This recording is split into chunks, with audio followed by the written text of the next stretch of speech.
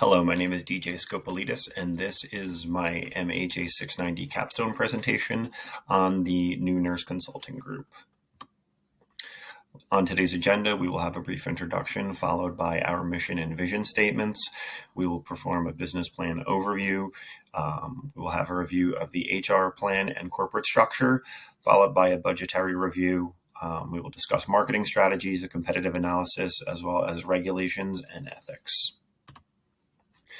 In her article for the Journal of the American Medical Association, Dr. Karen Lassiter addressed the nursing shortage, finding that turnover rates in hospitals are averaging over 20%. This is an alarming statistic given that a majority of nurses in the baby boomer age group are nearing retirement age or have already left practice. It is also crucial to understand that a substantial percentage of nurses leaving the profession who are not retiring are new to practice and have chosen to exit the profession due to poor education, stress, or a negative onboarding experience. To combat the nursing shortage most states are experiencing, this consulting group's goal will be to address the issues that plague new-to-practice nurses and demystify the profession and enable them to succeed in their new roles and remain at the bedside and beyond.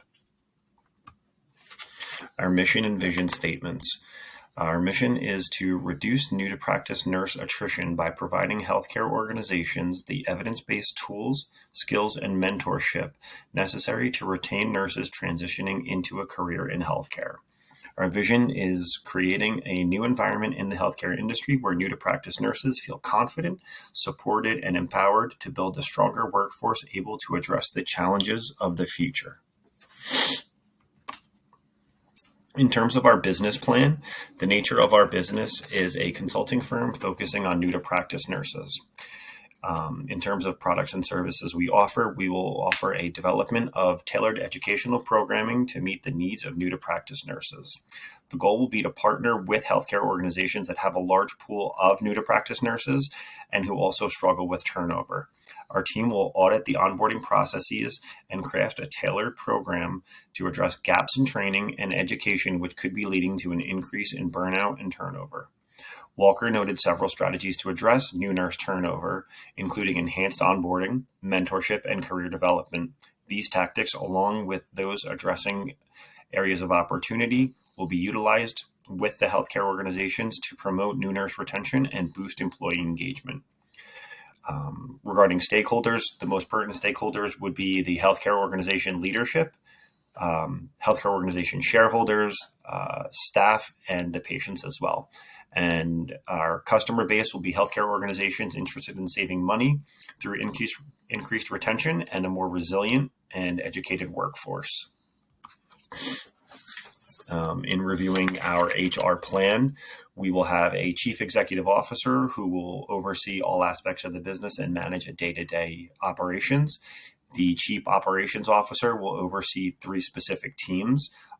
These 3 teams would be the business liaisons who are responsible for performing market analyses and developing marketing strategies while also establishing contacts with the healthcare organizations. We will have an audit team consisting of 2 to 3 seasoned nurse educators, and it will be their job to do the actual interactions with the healthcare organizations to understand where issues lie with recruiting and onboarding. They will perform organizational onboarding audits to identify knowledge gaps and areas of opportunity. The third group will be the education team, also consisting of 2 to 3 seasoned nurse educators, and they will use insights from the audit team to create a new educational plan. This team will track implementation at 6 and 12-month intervals to ensure a positive response. If there's no change or negative response, a new plan will be implemented following new audit insights. And then there will be the chief financial officer who will oversee financial operations of the company and ensure accounts payable and receivable are kept in balance. He or she will also be responsible for creating and submitting grant proposals when needed.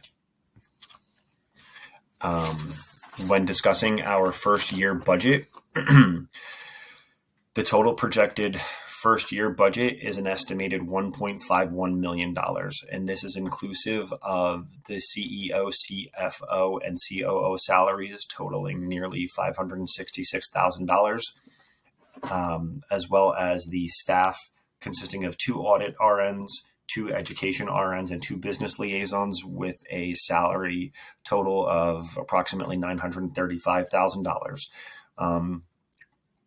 With that being said, all work will be done remotely or on location at the hospital or other healthcare facility. As a result, there is no need to secure funding for rent, land lease, or office space. $10,000 of the total budget will be needed to provide the staff with the technological tools needed for their jobs, however.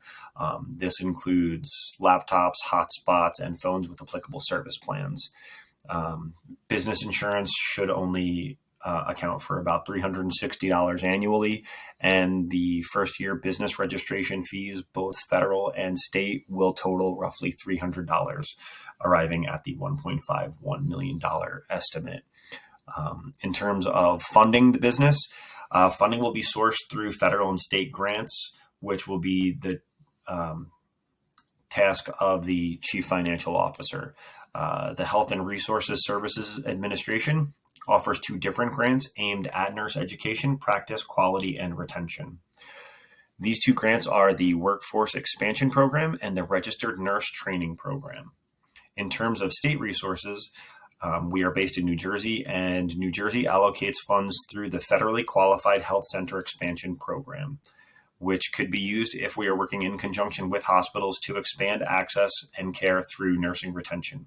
Any remaining funds needed would be secured through small business loans. In terms of marketing strategies, our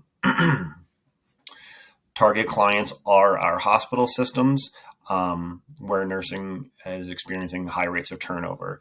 The business liaisons mentioned in the previous slide will be crucial in our marketing services, as it will be their job to perform the market analyses and determine which healthcare systems have high number of new to practice nurses, as well as these high turnover rates.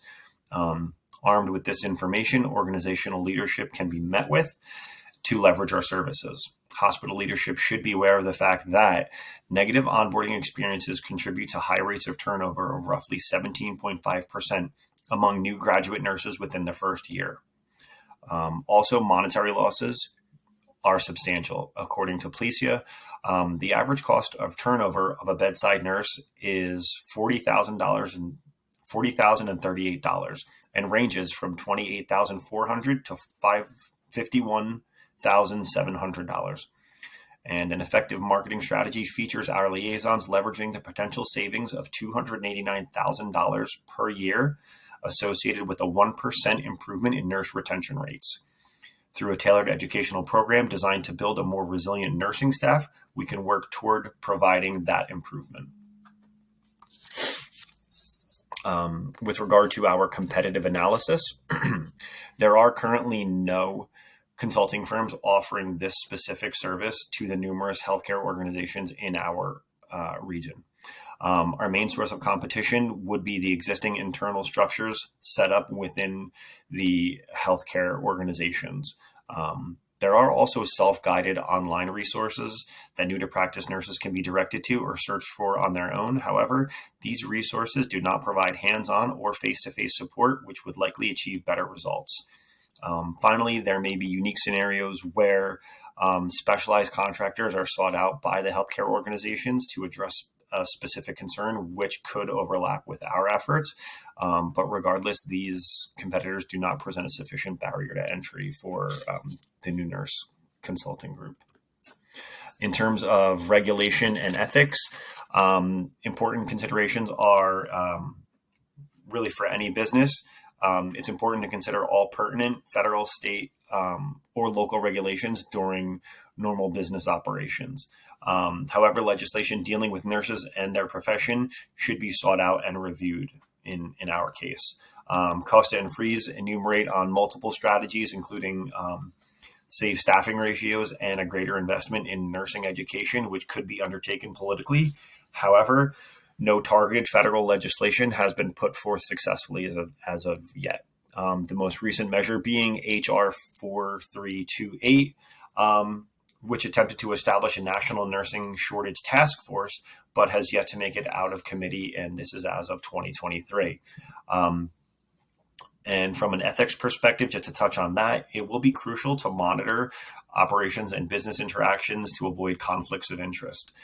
Issues could arise if members of the consulting group have ties to the healthcare organization where state or federal funds are being utilized. Thus, all attempts should be made to avoid such scenarios. In conclusion, there is a national nursing shortage which will not be resolved soon. Facts and figures underscore the importance of retaining new to practice nurses in the healthcare industry. There is a high rate of turnover among new graduate nurses. With projections of a continued nursing shortage over the next few years, developing a company with the sole mission of positively impacting nurse retention rates is crucial. This organization will identify areas of opportunity and implement new educational strategies, resulting in decreased turnover, a happier, stronger, more resilient workforce capable of sustaining the healthcare industry into the future. If there are no questions or comments, thank you very much. Have a great day.